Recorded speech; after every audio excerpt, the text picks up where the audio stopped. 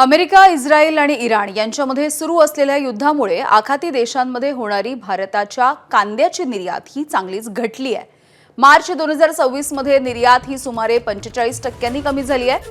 मार्च 2025 मध्ये 600 कंटेनरच्या माध्यमातून ही निर्यात झालेली होती, तर यंदा ती केवळ 350 कंटेनर पर्यंत मर्यादित राहिली आहे। कंटेनर वाहतुकीचं भाडं हे $600 ते $700 वरून तब्बल $6,500 पर्यंत वाढलंय, त्यामुळे निर्यात खर्चिक बनली आहे। निर्यात घटल्याचा परिणाम लासलगाव बाजार समितीमधल्या कांद्याच्या दरावरती दिसतोय।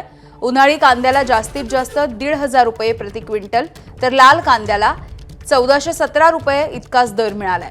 गेल्या वर्षी 2,627 आणि ₹3,101 इतका दर मिळाला होता।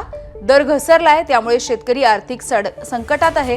कंटेनर भाडं नियंत्रणात आणून कांदा निर्यातीला किमान 10% सबसिडी द्यावी, अशी मागणी सध्या निर्यातदारांकडून करण्यात आली आहे।